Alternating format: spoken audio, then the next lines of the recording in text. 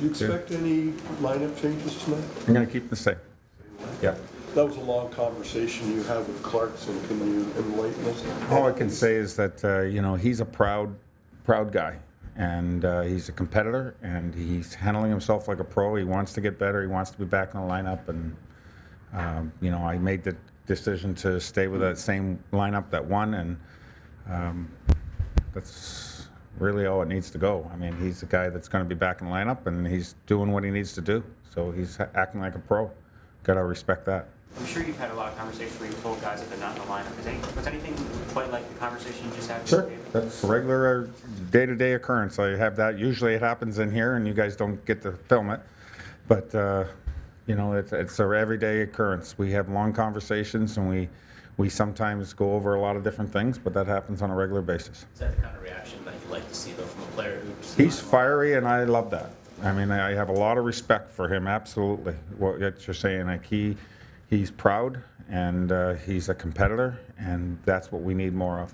Peter, do you see the sitting him down more of a message to the entire group, more than specifically his play dropping off too much? I think that his play, going from last game, we want more. And he's trying, and he's listening, and we ask for things, and he tries to do that and trying to do that. And tonight's game was more reflection on just staying with a winning lineup and not changing that. But I have a lot of respect for him and what he brings. Is the more a production thing, you mean? Or? Well, there's more all over. I mean, I can go over, I guess the whole game is there. The production isn't there for a lot of guys, but it's just we want more out of all our guys, and I'm going to ask for that, and without getting into specifics. Is he a guy that's still trying to find his role on this team? Seems like the last 2 years he's been trying a number of spots, but just seems to been unable to find the role on the team. Can't really speak to last year too much, but the team's gone through its adversity this year for sure, and I think that it's affected a lot of guys, and you need to have your leadership and your people to pull yourself through it, and he wants to be that guy. Peter, what kind of challenges does playing against Rick Nash present for you? I've seen a lot of Rick Nash. I mean, he was our rival for a lot of years when I was in Nashville. He was in Columbus, and he's such a big man. He can protect the puck so well. He's got such a long wingspan. He can score from behind the net, in front of the net. He's so good there, and he has that ability to skate and shoot, and he's carrying a lot of their shots and a lot of their chances, carrying a lot of their percentages on their goals. He's been certainly having a good year. So he's a dangerous guy to handle because his size and strength and his skill level, and so it's very hard. I mean, you have to really can't give him much room, and you're going to give up something, and you're hoping that when that happens, you're going to limit those times, and your goalie's going to come up big. Peter, Morgan obviously had the great goal on Saturday, but in general, I mean, second year in the NHL as a 20-year-old kid, are you impressed that he's been able to kind of keep his head through a lot that's gone on in this, with this team in this market this year? He's really coming along. I mean, as you said it, as a young player, he's 20.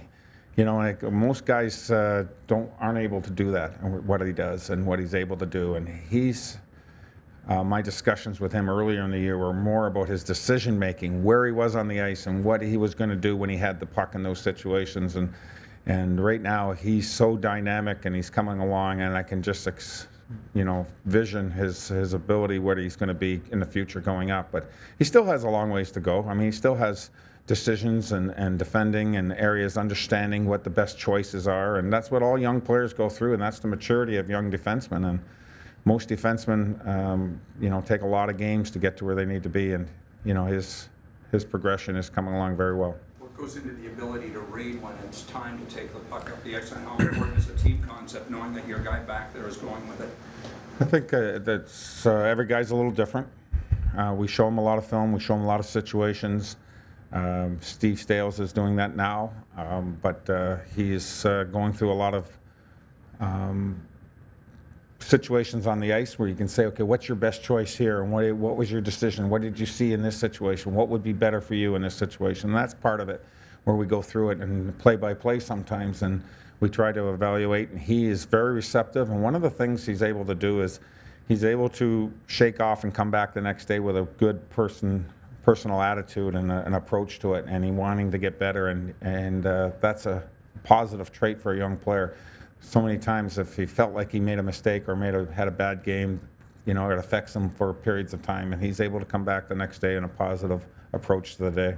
How big of an impact has Staios had, do you think, on him and Jake Gardner? He's quite a bit. I mean, I think that he's got a keen vision for defensemen and where they are in the ice and thought process, and he's spent a lot of time. You know, we've spent a lot of time talking together about situations and looking at them together, and then him spending the time now with them, and it's a different voice and a different way to look at it, and he's got a good vision, so he's been doing a very good job with them.